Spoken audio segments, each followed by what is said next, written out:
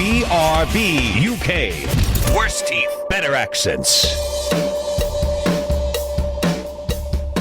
Hello, and indeed ahoy hoy. Welcome to BRB UK, episode 456. My name is Dan, and I'm back this week. Hello.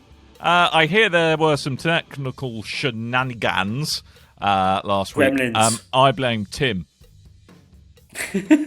No particular reason. I just blame him. Always blame him. I mean, it's a good general life policy. It is. If in doubt, blame Tim. He's already started speaking before he's been introduced, per usual. It's Tim. Hello. Hello. And back again this week is none other than my bald brother from another mother. It's Coleman. Hi. How you doing, mate? Good. I would have been smashing nicely there. How you doing, mate? After the 4-day palaver of trying to fix last week's episode, I'm all right. But well fixed, I thought.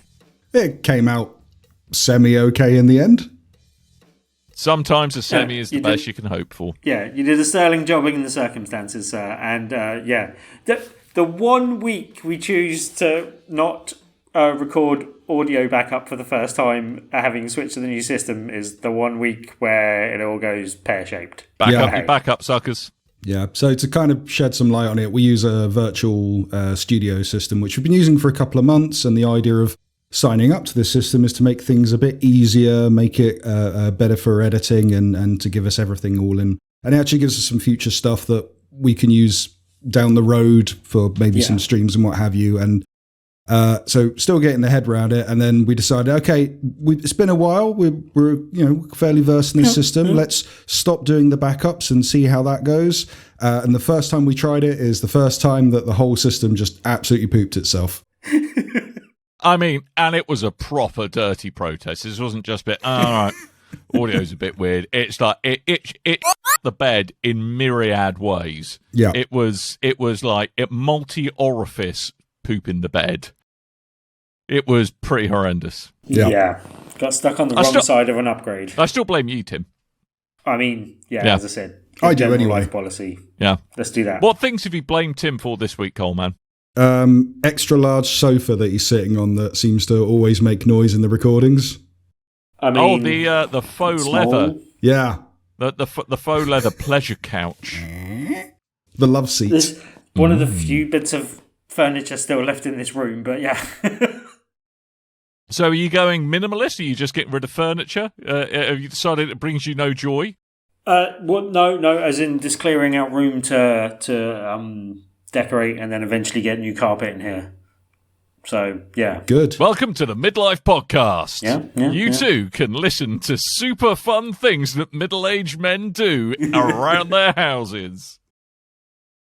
Yeah. Well, there will be some gaming relevance at some stage. I have had set up my weird fireplace TV unit thing. It kind of works. I'll show it off when it's all done and finished and everything. Are you good? Giving yourself a VR room, Tim? That's what I want to know. Well, I mean, I'm taking VR into account. I don't want the light to be as low, partly for that reason. And generally got that in mind, that VR will be a future point thing that, definitely want to have it so that can work it into this space. Although, at the moment, don't know exactly what those specifications are when we don't know what PSVR 2 is doing. Although, will we hear on that soon? There's a thing coming up next week. Maybe we'll hear about it next week. I'm not sure. I think it'll probably be next year, but we'll see. Well, what I will do if you have a VR room is I will sneak into your house while you're playing VR and randomly place obstacles in and around the room. Thanks. Just for my own amusement. And I will just sit back and cackle. I'll go, borrow my little Mario Kart and drive it into my feet as I'm VRing. I know. Leave me alone, I'm having an out-of-body experience. With a trail of Lego behind it. I love this riveting conversation. We ought to really talk about what we done played. Now, I played a puzzle game, and this puzzle game is called Your Cat Has Knocked a Cup of Coffee into Your Xbox Series X, which has promptly drunk all of it, and now you've got to do something about it before it blows itself up. So it's an amazing, high-pressure puzzle against the clock, where you've got That's to a long first of all, title. you've got to wrestle the cat out of the way. You've then got to pull the power plug out the back of the Xbox before it shorts itself out. You've then got to turn it upside down and shake as much coffee out the thing as you can. And then, when that coffee does not stop, you've got to disassemble it and absolutely dunk everything in isopropyl alcohol to try and stop it corroding and also get rid of the smell of coffee. Should have got a huge hobnob. No, that's problem. That's problem. My Dunk cat, it into the my cat Xbox hobnob X. was the source of the problem. Oh, right, So yeah. I played this game in my old flat that was called Let's Dump a full glass of soda on the PlayStation 4 Pro. Mm-hmm. Oh. And I thought I'd had it all cleaned up, and then when we moved to this house, put the new desk, all set it up, and there's this weird like bubble in the back of the desk, and it's where all the Pepsi was underneath the PlayStation. Nice. And it's just settled and warped and stuff. So, Nice. God bless you, IKEA. I did like you sent a picture of the state of all your stuff pulled apart and trying to dry off and what have you. But when you said the cat knocked a coffee into the Xbox Series X, and all the immediate first thought was, oh, and it's got all those vents on top. Yeah. Well, it managed to go into the side. It somehow didn't go into the disk drive as far as I can work out. But Okay. the reason why I am boring you with this tale, ladies and You're gentlemen, not is boring me at all. It's quite entertaining. I know. Yeah. Well, this is. I told you to tell that some other cat on my Xbox, right? Did I not tell you that? Yeah. Yeah, it's some random. His mate, Hobnob, my cat's got some sidekick who's an idiot, and he's decided that climbing up in roofs and going in upstairs windows is the fun thing to do. And for some reason, he's still in full possession of both of his massive. And as a result, wants to mark territory all of the time. So decided, oh, look, that Xbox is a giant monolith thing. Maybe I should on it. So he, right on the power button. So anyway, so it gave me a chance, I suppose, to clean that out as well. But I've got to but the reason why I'm going through all of this is, yes, it was terrifying. Amazingly, it all still works. But I really just wanted to give a big shout out to the engineering team for the Xbox, because it is one of the most fantastically modular bits of design that I've ever come across. It's designed so well in terms of being able to pull components that might have gone faulty out. Obviously, I've completely voided my warranty, but that ship sailed as soon as the cup of coffee went into it. Good work. But yeah, I mean, you can pull all the various bits out. It's clearly designed with a bit of repairability in mind. And yeah, hats off to them. I don't recommend disassembling it if you can avoid it, but even if you have disassemble. Not disassemble. If you two have a Johnny 5 Series X that is determined to keep on living, there is hope. But yeah, long story short, don't spill coffee into your Xbox. But if you do, if you're quick about it and you can get all that coffee out, you're fine. I'm going to sound like a bit of an arsehole for saying this, but I'm kind of upset it didn't break, because I think it would be up there in the podcast stories where John's 3DS burns in a fire. Yeah, it's true. Okay, that was one special Animal Crossing one as well. All his poor little animals died.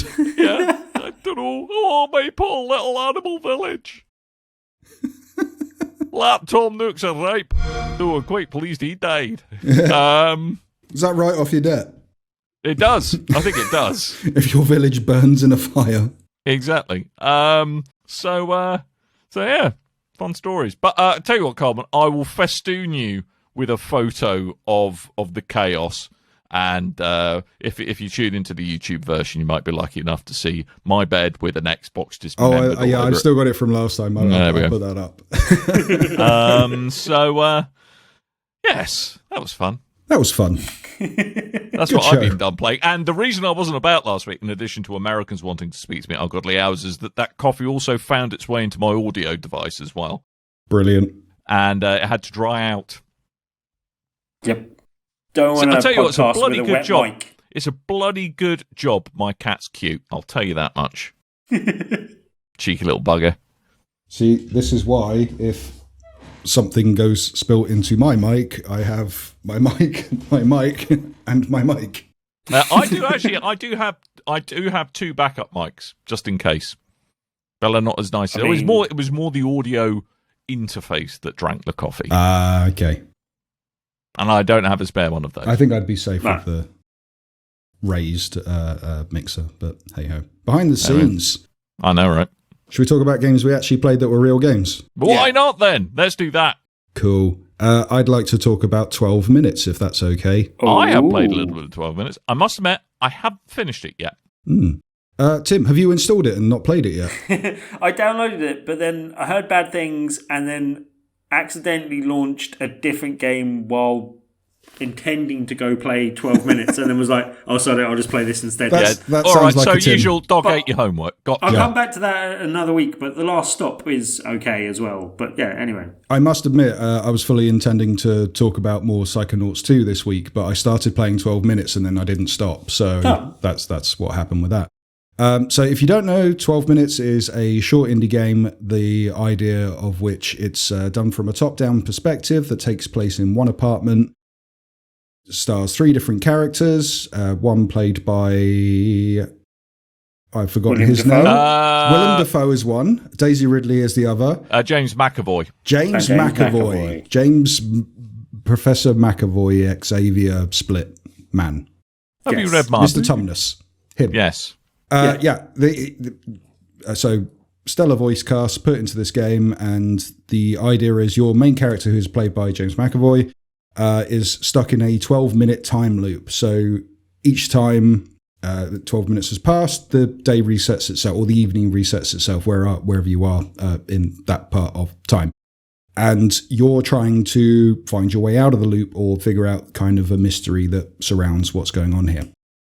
The thing that about this game is it's quite, I wouldn't say it's divisive, but it seems to have a lot of negative press against it. And the reason being is there's a lot of violence in the game.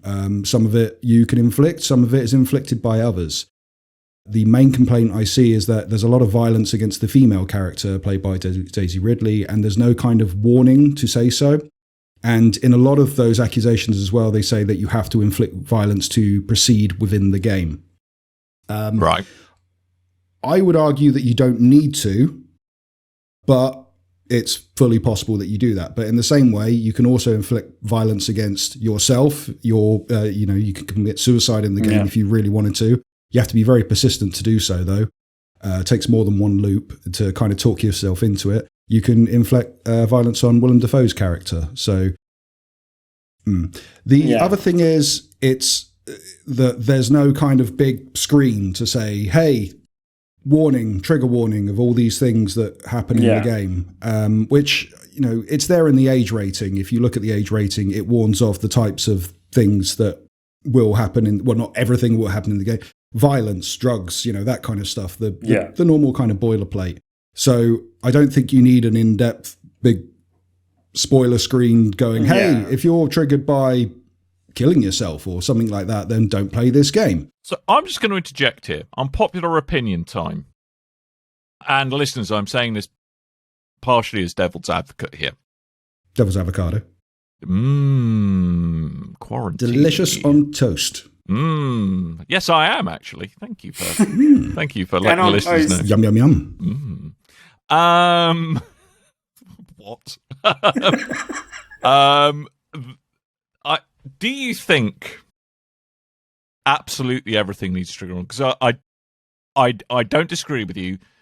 There are moments of violence, and also I think perhaps what makes it worse, inevitable violence in this game. But that being said, do you think we're entering into an age where absolutely everything needs to be broadcast, that this might possibly offend somebody? Yeah, apparently so. And I will say this is, these are my own opinions. I'm not having a go at people that do require something to say, hey, this might upset you if you don't like suicide or strangulation or other things that a lot of this appears in the trailer as well.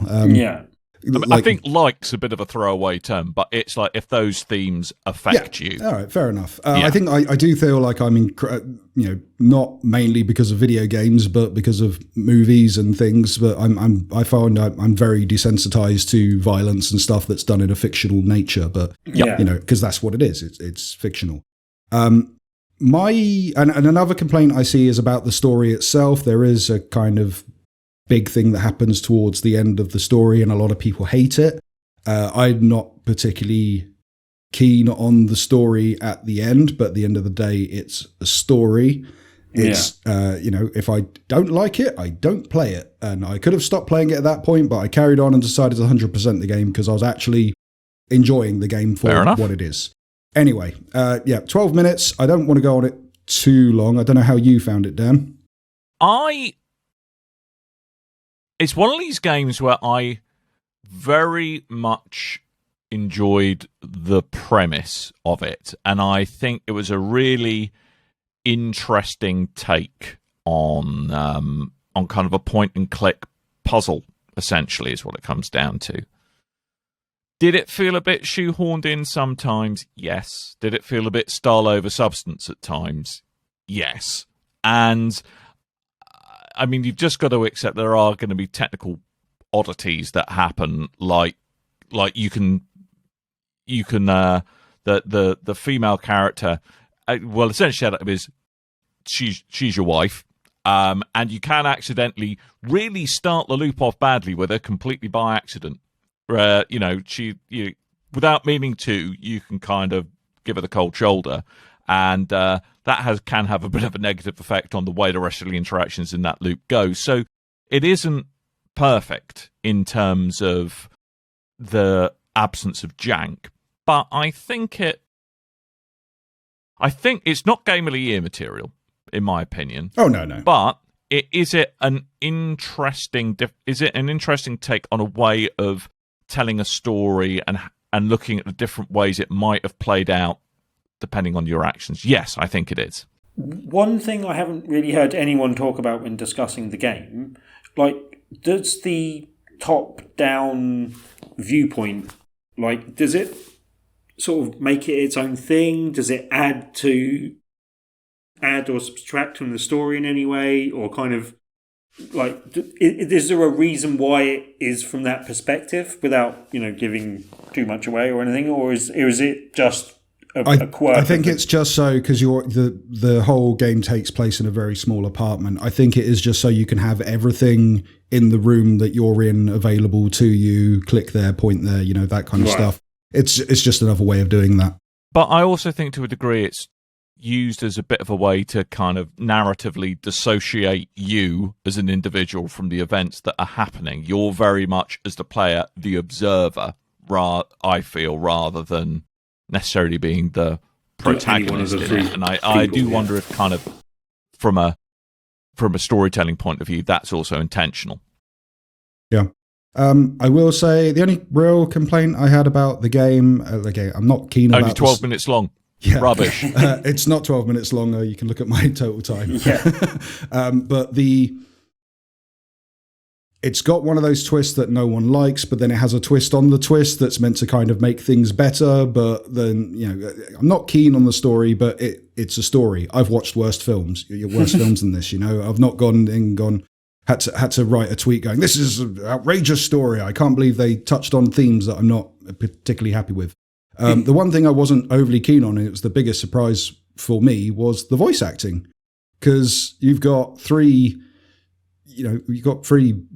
big Hollywood actors on this game, and they all sound very mismatched when they're together. And I'm assuming this is because the whole recording process was done during COVID times. So probably done remotely when it wouldn't have been. They may have all been separated, not doing theirs together. And there is very weird kind of tonal shifts in the questioning of one person to the answer to another, whereas one could be a serious question and the other one can have a more of a surprise or jovial reflection in their tone. And it's very... Although I would say there are very few stage and screen actors who are equally proficient at voice acting, and vice versa. I think there's some exceptions to the rule. Obviously, Mark Hamill's a fantastic voiceover. I would say he's a better voiceover actor than he is a screen actor, personally. Benedict Cumberbatch falls into that as well. He's excellent in voice acting and stage acting. But I would argue Willem Dafoe's one of those people. I think it is just because they didn't record all together. I don't even know if they've played back audio and then replied to the audio, like how that works exactly. Yeah. But it's clear that it's been recorded separately. So that was the only real issue I had with this. It was a decent Game Pass game. You know, it came out on Game Pass. I didn't have to pay for it other than the subscription. Wasted a few hours, and do you think this is an interesting thing, though? Just hearing you say that, because I've thought that about a couple of things, and indeed about a game that I'm going to talk about in a minute. That for a Game Pass game, it was all right.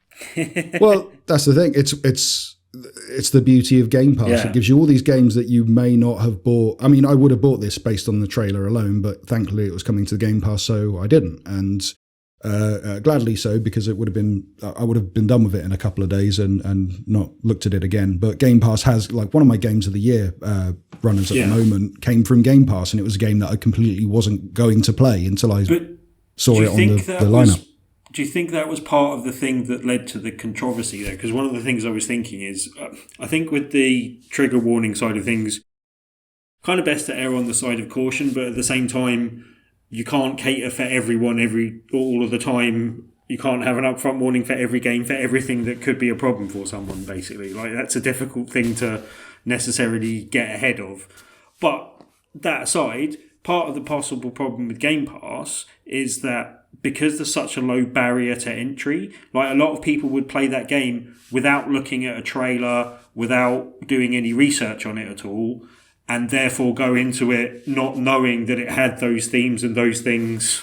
Yeah, basically. I think this would have got the attention with or without Game Pass, just because of, if you remember, that trailer came out. It was a very strong trailer. It got a lot of people's attention. It has Hollywood actors in it as well. Judging by, I don't know how much this actually retails for on PC, but it's a smaller price game, I'm assuming, so it would have drawn people in that way. But I'm just saying it was very weird. It could have drawn more criticism because it drew more people to it that would have been less likely to have done research and be aware of the themes going into it, basically. It was just interesting the way this kind of blew up on social media and websites and stuff, because on one day they went, there was all these articles going, 12 minutes is basically like a Quantic Dream style game, a David Cage game, but on a smaller budget. Except with less creepy nudity, I think is. But like, there was all these articles kind of saying how cool the game was, and then within a day or two, the reviews came out, and it was like, I've got these problems with this game, and it was just a very weird tonal shift all of a sudden from the same publications, you know. Yeah, I mean, 12 minutes is on Steam is £19.49. There you go. I'd imagine prices are probably similar on other online storefronts. Yeah, but yeah, I enjoyed it for what it was. I had an okay time with it. An okay time. Well, I don't want to say I enjoyed the game and the style of the game and the time loop and all that kind of stuff. It's just the story I didn't really get along with, but I'm not going to go, well, it's a terrible game because it has a terrible... No, it's got a story that I didn't... Like, I thought the Last of Us Part 2 story wasn't particularly great and went on for too long and had a meandering ending and all this kind of stuff, but I enjoyed the game itself. It was a fun... It was a fun game that took the core of Last of Us and made it more accessible to someone like me who didn't particularly enjoy all the stealthy, run around, hit a man with a brick type game. Hey, look, I'm just looking forward to it. I just love the box quotes we generate. You know, this game, better than getting norovirus. is. I do feel there's a point in gaming feedback from players and press, which we will call the Mass Effect 3 point in time, where there is a very big kind of feeling of entitlement that comes from players to go, I didn't like this game and therefore you should change it, or therefore you should fix it specifically for me. You know?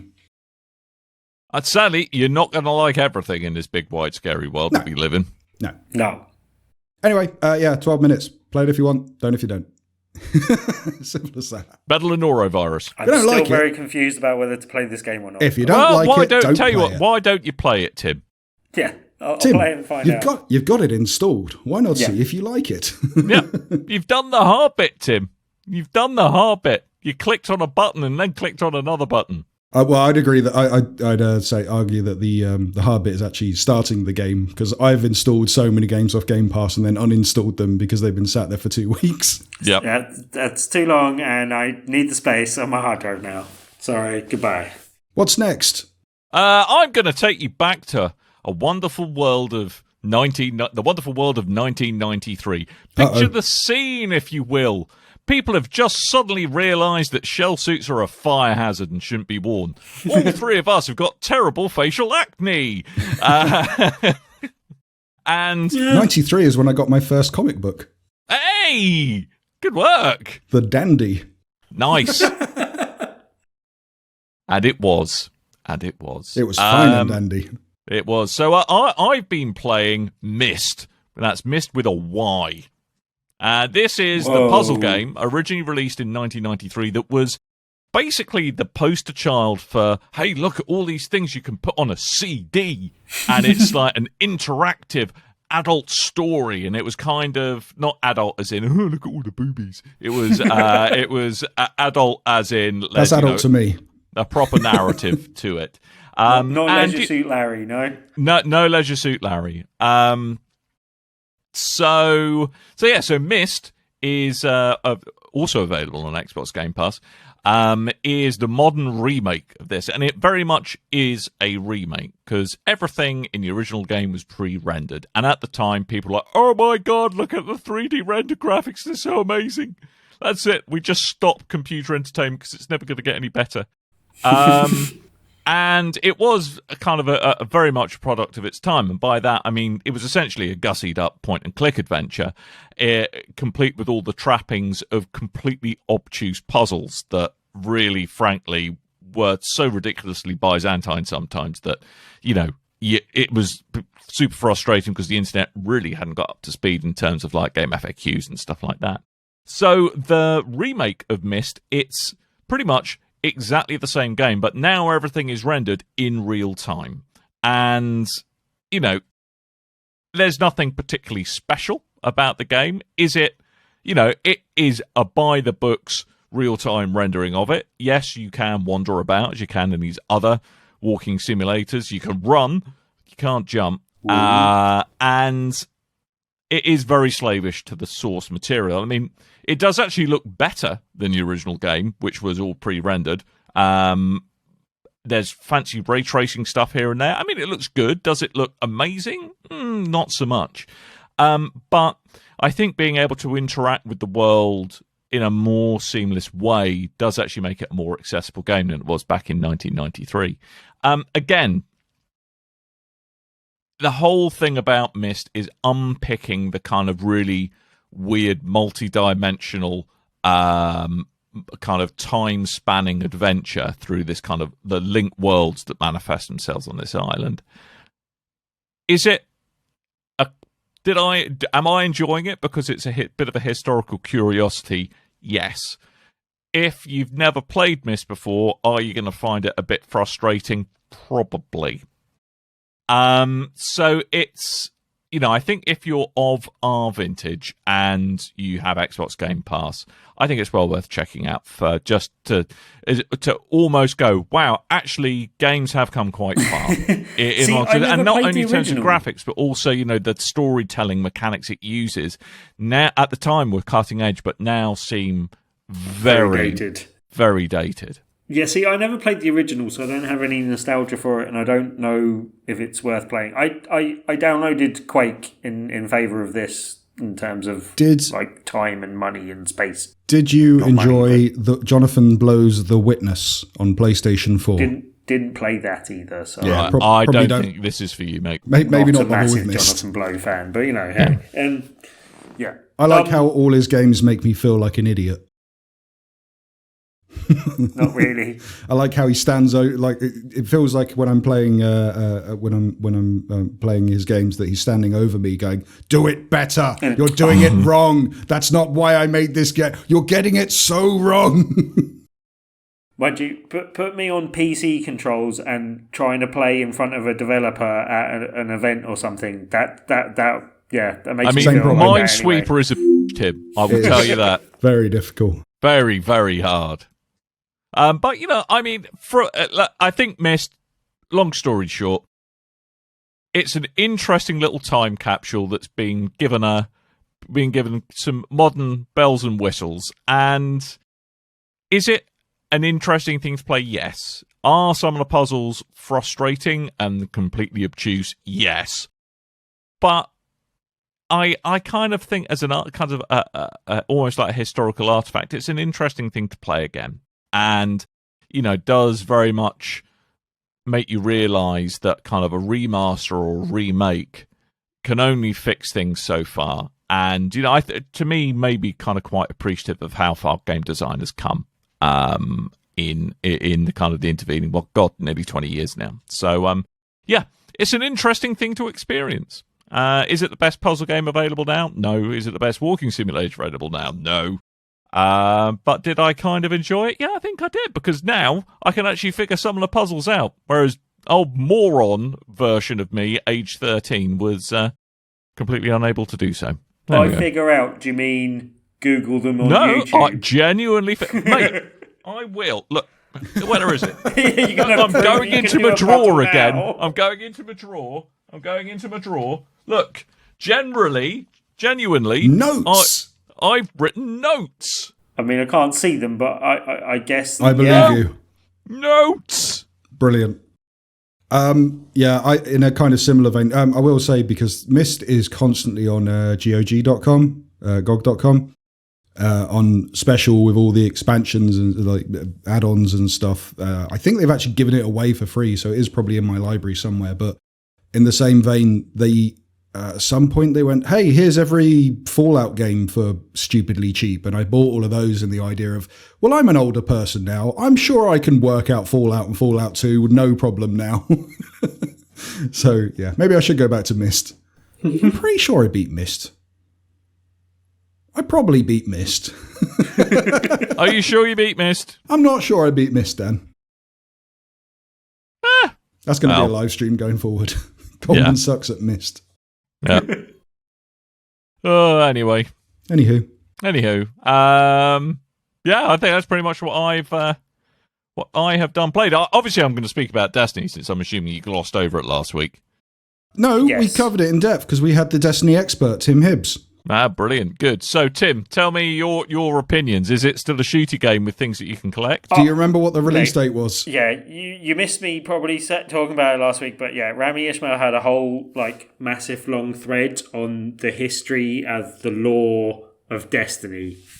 And I think, what was it I checked out on? I think I checked out on the Space Whale. Space Whale? Or Dragon or something. Space Dragons, that was it. Space Dragons. You didn't even get onto Fuck you guys, I'm out. I can't even be bothered to read the story. You didn't even get onto the worm gods, the supernatural, multi-dimensional paracausal worm gods. No? I think I got past them. I think the dragon was after that, possibly. What, the wish dragon? Or whatever they were. Ahamkara. But yeah. Well, there is some. I know they're adding a glaive. I remember that. Look, that Monster Hunter fans will be happy. If there's anything you can take away from last week's episode, is Coleman loves a glaive. Does love a good glaive. That's why I played the heck out of Dark Sector. It's a rubbish game, but you got a glaive. There is something on Kickstarter that you have to see, Mr. Coleman. Is it a glaive? I'm kickstarting a glaive. A glowing boomerang glaive. Wow. It's got its own launcher thing, and then it comes back to you. Hang on. Why does a boomerang need a launcher if you've got a hand? Because it's not quite a boomerang, it's round. Right.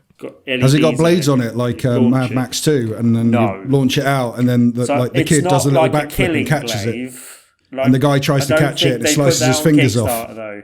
I don't think it'd have the Kroll thing on Kickstarter. So welcome to this month's episode of Dan Tries to Talk About Destiny. Yeah, but we've had a great chat about glaives, Dan. I think that's more important, really. Anyway, considering glaives are coming to Destiny 2, you need to know what to expect when expecting a glaive. All right, okay, so don't hold the pointy end. That is top tip with the glaive. I mean, you've got to do that to catch it, though. That's the only if you got one of those highfalutin boomerang glaives. If you got a standard glaive, which is essentially a fancy pointy stick. No, I want the boomerang glaive. You want the boomerang? Well, then, yeah, Tim's got a great point. Yeah. So anyway. Oh, God. Yep. That's never happened. I know, right?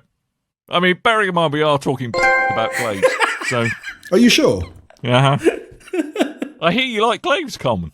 Yes, but not as much as you like. Anyway, I think I'm probably going to be told to shut up fairly soon. So No. You haven't even spoken about it. I know. I just know how this goes.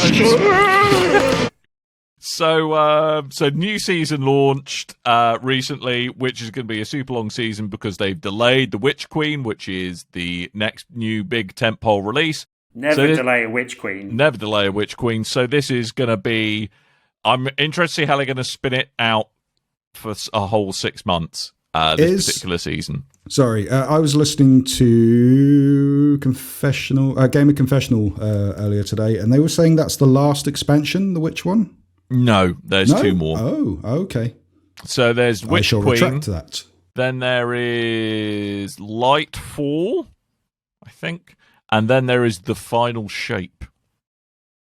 Good.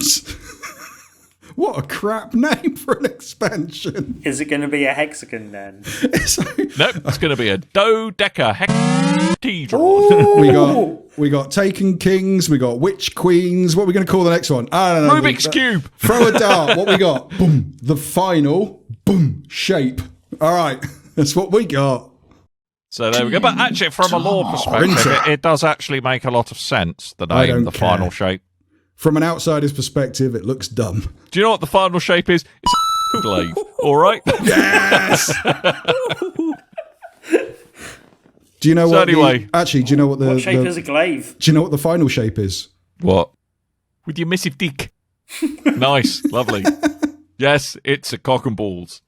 All right, stop playing with the soundboard now. I mean, yeah. If they put it to a community vote, that's probably what's going to come up. Yeah. Well, a cock and balls, would be apt. What's exciting you about this new season, then, Dan? Well, I just kind of I think they're finally getting around to telling a decent story. However, no, that was called the start of Destiny 2. Yeah, all right, and that was it. No, I think they're taking it some interesting narrative directions that whether or not we all consider Guardians in Destiny consider themselves the good guys, for want of a better way of doing it, or the good girl, or the good people. Us warlocks do. Where actually it's now becoming about. That's all a matter of perspective, whether or not you're a good person or a bad person or a good being or a bad being, because the Hive are getting light powers, so they're essentially good warlock shirt. So essentially, the Hive are becoming their own guardians, but you still are in a war with the Hive. So where does before there was kind of like the implicit beings who are powered by the light are the good guys, beings powered by the darkness are the bad guys. So it's all becoming. I kind of quite like that. It's the kind of the whole dissection of actually what does it mean to be a hero? Is it all completely contextual on what your belief system is? So anyway, I'm quite looking forward to that. But in the meantime, they've introduced new pew pew guns that explode, and it's good fun. Yeah. I would go more into depth, but you profoundly don't give a crap. So I mean, what's your favourite gun? My favourite gun is Telesto. Still, it's the besto. Tastes better than pesto. Looks nicer than my friend Ernesto. How long has that been the case? Like how long? A long while, because it shoots exploding sparkly things. I like that. I know. It's like the Needler, a bit from Halo 3. I understand that reference. Yeah, there we go. I was just going to say, with the idea of who are the good guys, who are the bad guys, is starting to go a little bit. What was that film? Starship Troopers. Yes, but with slightly better acting. Good. And less disappointing shower scenes, I think. Less disappointing sequels. Do you not remember that shower scene was a massive disappointment? The sequels were way more disappointing. Not when I was 13, it wasn't. Well, true. I mean, back to the golden age of being 13 again. Yes. This is the trip down memory lane show. Yeah, go. All right. So the new season's out now, and then is it a season or no? It is. I mean, I think some of the stuff that I think is also worth. I mean, this is the new season in the previous lot. So if you bought the season pass that came along with Beyond Light, you're still golden. Gotcha. Next year with Witch Queen, obviously there's several ways you can do it. You can purchase the expansion. That will get you the first season for free. But if you want all 4 seasons, you're going to have to pony up for the seasons. However, and here's the big thing, I'm not entirely cool with Bungie about.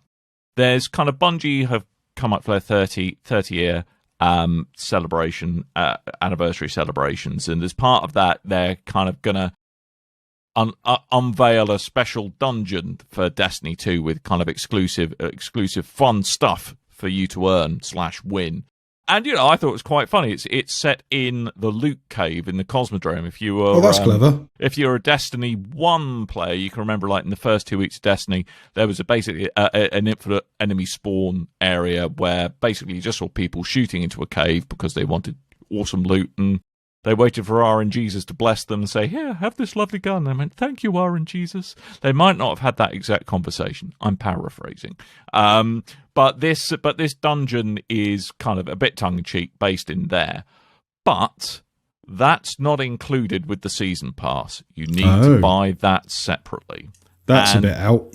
And what you get with that is Galahorn, which is like considered the hands-down best. The first big exotic kind of thing. Like exactly. The cream of the crop. And then when they launched the Taken King, they went, everyone gets a Galahorn. And everyone went, oh, it's so fair. But that is also a lot behind the 30 quid paywall. I think it's 30 quid pay. Is it 30 quid? I'm not sure. I don't think it's as much as that, but it is a separate purchase. It may be 15 quid. I think that's verging on being a dick move, personally. If it's a celebration that you want people to, I don't charge people to come to my birthday party, you know what I mean? I mean, I could, but I won't. You could. No one will come. But I'm not handing out free Galahorns, so. So the release date for this is the 22nd of February. Yes. Which is 4 days after the release of Horizon Forbidden West. Oh, bugger. Doesn't give you much time. There's a moderately good chance Bungie will delay it, I reckon. I think there's a moderately good chance that you won't have a PlayStation 5 by that point. So, no, or I'll get one of the new rubbish ones that have no heatsink in them. It's got a downgraded heatsink, but apparently still runs the same. So who knows? Yeah, and a different screw, apparently. Okay, I heard some stuff. I had 2 friends that have actually wanted PS5s for a while that have recently got them. Basically, so I think cool story, bro. Yeah, Dan's the only person I know that doesn't have one that wants one still. I want another one. I want the one Dan... Just to spite me. Whatever just one Dan's after. Dan. If Dan finds one in stock, I'm going to run ahead of him and grab it. Nice. And then pour coffee down his Xbox. You swine. You pesky swine.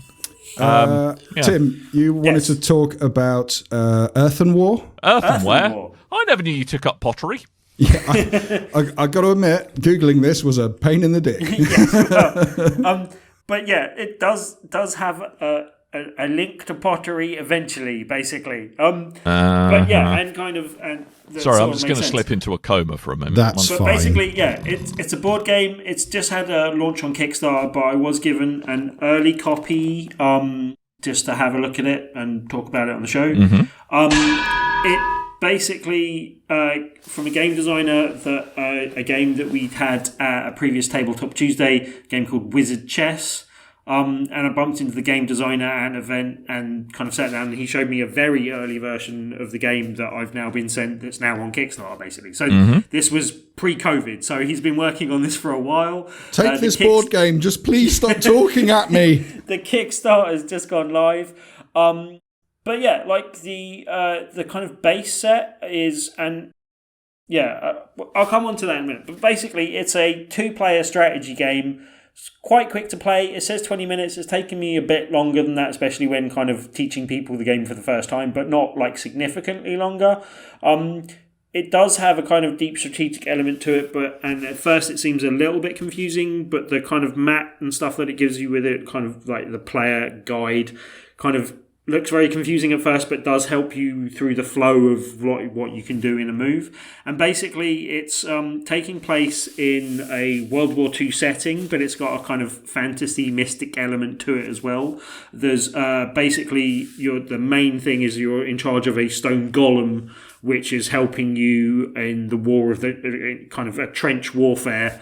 And it's basically almost like a sort of slightly smaller than a chessboard, but a square divided grids with one square that's kind of off each side that you start on, but otherwise it's just a square grid. But those golems variant, are pretty chunky boys. So you've gone from trench warfare to hench warfare. Yes. What I would like to. And there's one thing I forgot. He's really proud of that. Oh, Tim's run off again. I have been waiting to say that for at least a minute and a half. Tim's run away again on camera. Bye, Tim. See you later, mate. He really knows how to podcast this, Tim Hibbs, doesn't he? This only comes with the extra special edition type thing, but these are the stone golems that they. He looks pretty harmless to me. Yeah. And it's kind of, an impression of it and Oh, stuff. come I really on. like them. I think they look really quite nice. And they're actually properly ceramic. Hence, as did say, the earthenware does it actually come into it. I mean, so mine's saying that's a kind of a specific tier you need to buy on the Kickstarter. That isn't in the base set. And I was going to talk about that at the front, but I decided we'll get into the game and then I'll talk about that afterwards. But basically, you've each got a golem that you're battling against, and you have to do damage from a specific kind of perspective to damage them in a particular way. And basically the board that you've got in front of you is a grid of 9. The kind of middle section is your kind of core that can only be attacked after another section has been attacked, gets attacked again. So you don't want to kind of leave yourself open to multiple attacks at any time, but you're using dice on the same board on that grid of 9, and the dice that you roll are like 1 to 3, and they're black and white, and the black does attacks and the white does movements. And then you can swap those dice around as part of the phase. Like you can upgrade your dice, which gives you a new dice, or you can upgrade from a number. Basically, as you use the attack dice, they go down in value. So you go from a 3 to a 2 to a 1, and when you go from a 1, it gets taken off the board. So to stop that happening, you can upgrade one of them, or you can change the value of one of your movement dice so that you're more mobile as well, basically. But it's kind of, it becomes a real, and it's a one-on-one, it's reasonably quick to play, but you can end up quite like trying to think several moves ahead and like, okay, if I'm attacking him from that direction and moving away in that direction, where does that leave me open to attack that he might be able to get to with the movement that he's got and stuff like that? And so, it's a kind of basic, kind of simple game that almost feels like a kind of lost classic kind of thing. It would sit nicely alongside chess and checkers, although it's not quite as elegant and simple as that. It's got that kind of nature to it, but then it's got some like nice variants and different ways of playing. One of the simple things is that you can have like pothole type things that are craters that you can't pass through until you destroy them, basically. So you can just scatter those on the map, or there's various ways you can like randomly distribute them on the map, but then they change like the movement and stuff like that. There's a couple of variants that have a soldier involved as well, where the soldier has to get from one side of the board to the other, and if they do, that's another way of winning. The general way of winning is to destroy your opponent's golem, and that you do by, as I said, you attack from a different angle to get one of the squares on the opponent's board damaged. And once you damage 3 squares in a row, that means that you win, basically.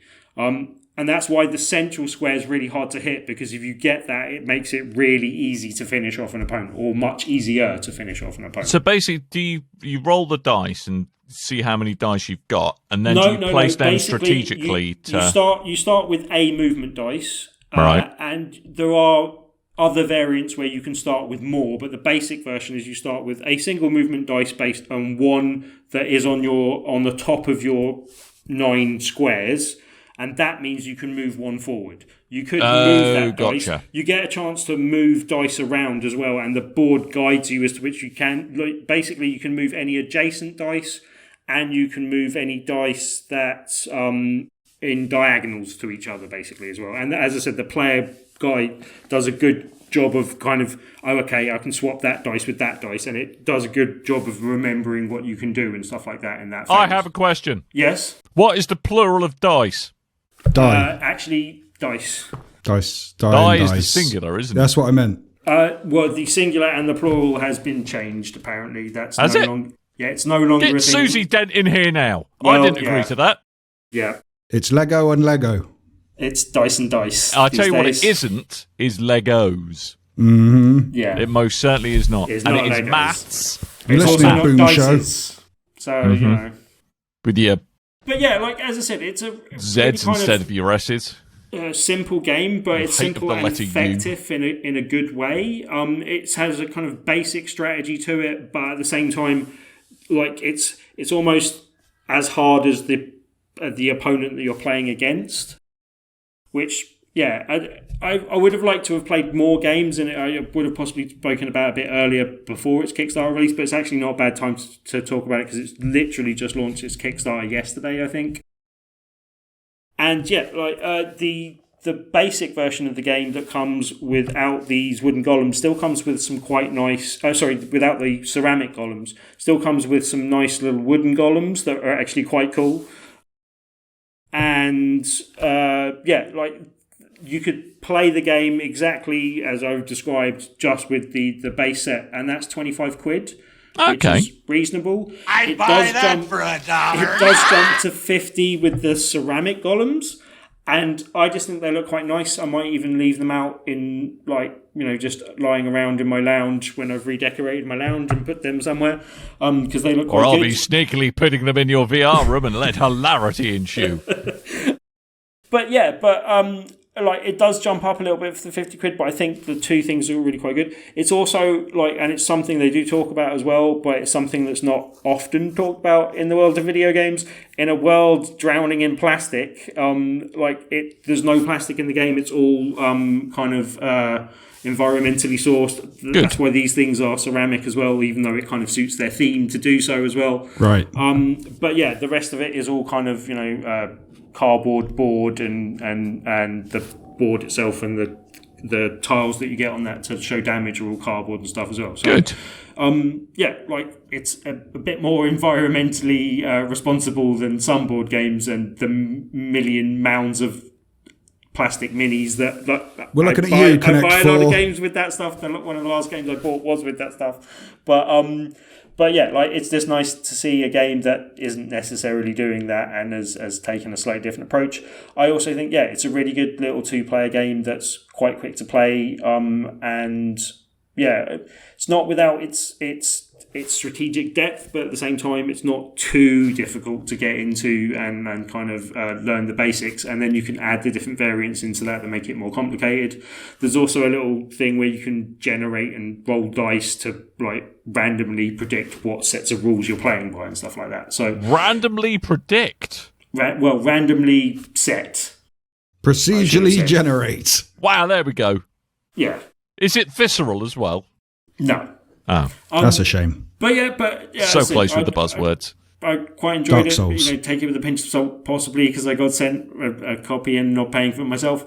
If I was buying it myself, I'd be really tempted to go for the £50 one, but I might wimp out and go for the £25 one. By grandfather's hammer. But yeah, that's a decision possibly for your budget. But What as a a game, I savings. recommend it, and recommend having a look at it, checking it out, and seeing if you like it.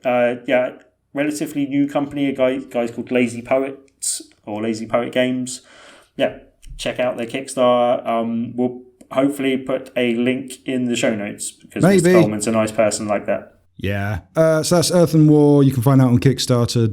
gum at the time of release this podcast. It will be 28 days to go on their campaign. They are, at this moment, time of recording, they are just over halfway past their £3,000 goal of £1,529.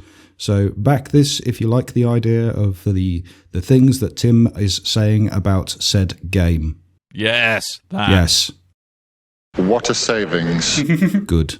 Thank you. Thank you, Zombie Alan. Super uber quickly touch upon Riders Republic beta, which I spoke about last week. I had a complaint with the way that it looked like it was constantly in motion blur. And I thought this might be a problem just for the Xbox Series S.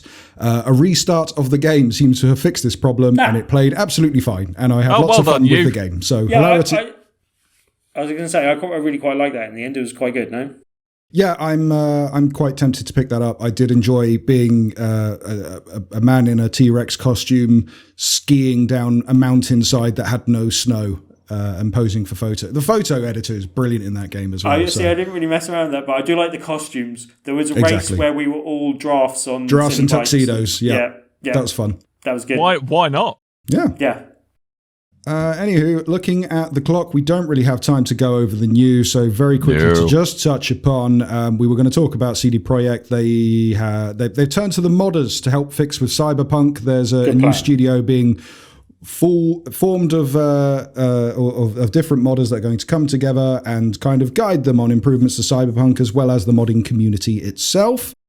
Well, they incarcerated for a crime they didn't commit by any chance. Yes, they are the mod team. Lovely. I wish I had that on the board. I do not.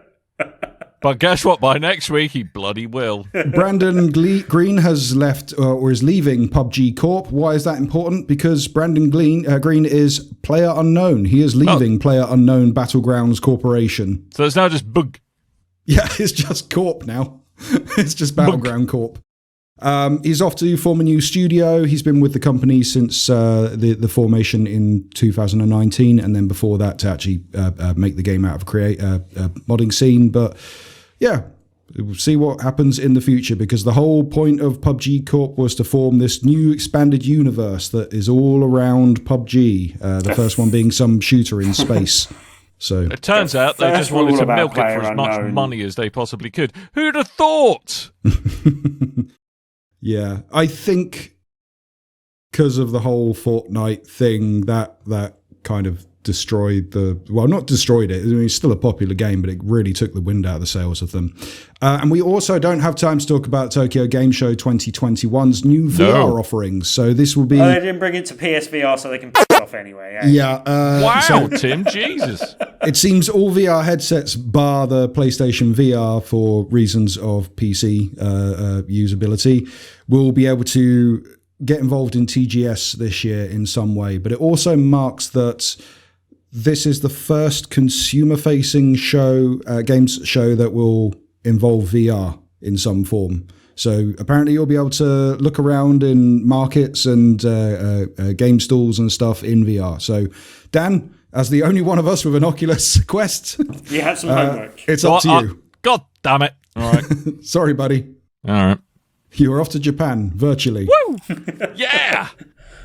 If you have such headsets available, Oculus Quest 1 and 2, Oculus Rift and the HTC Vive, they are the platforms you'll be able to use to check this out yourself. They haven't announced exactly what is going to be available through TGS VR 2021, but it will be up on the website once that is available. What are the dates of Tokyo Game Show VR?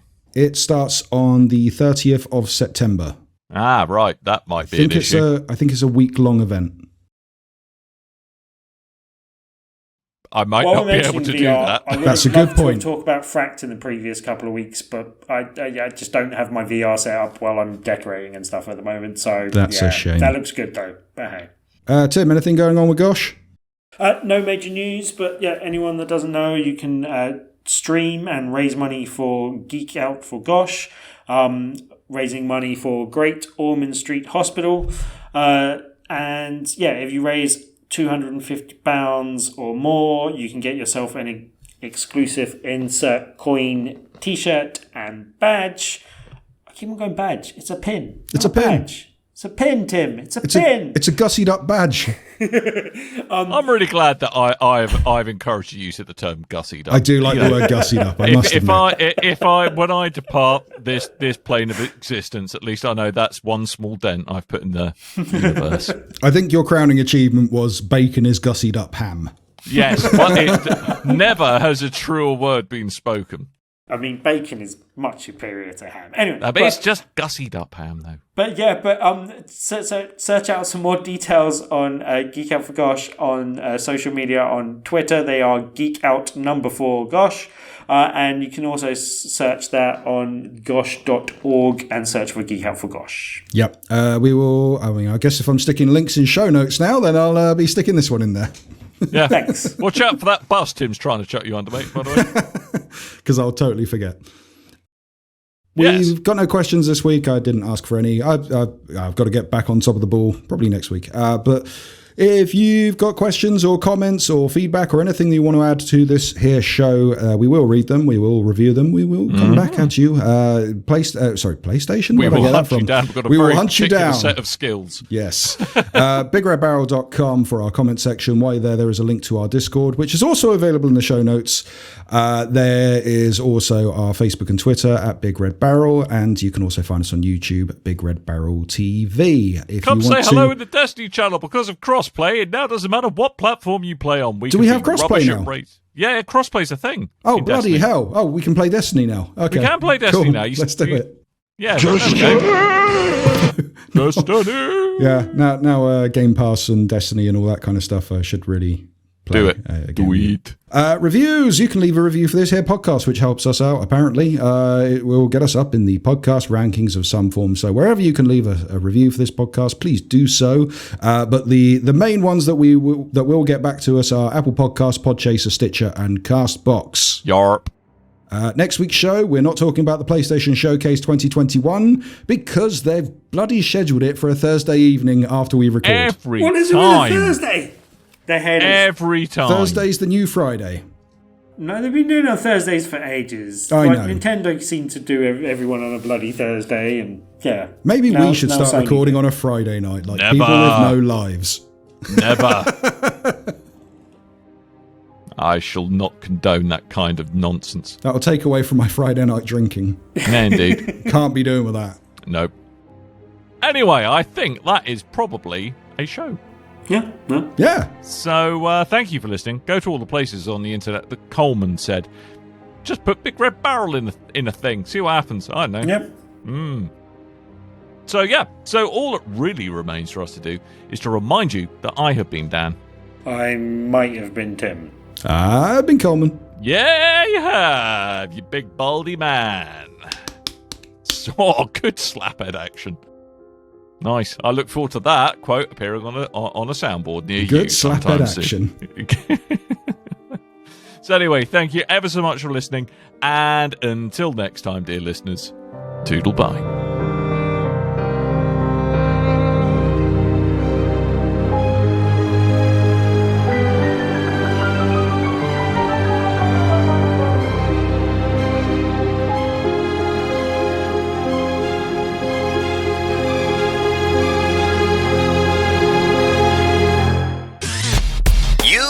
Your ears are quite welcome For the podcasting goodness that you just heard.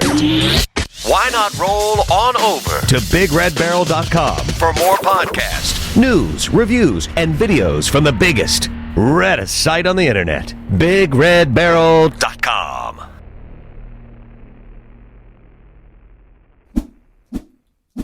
We've found ourselves like slightly role playing and using terms do that like anyway. "watch my Stay six," frosty.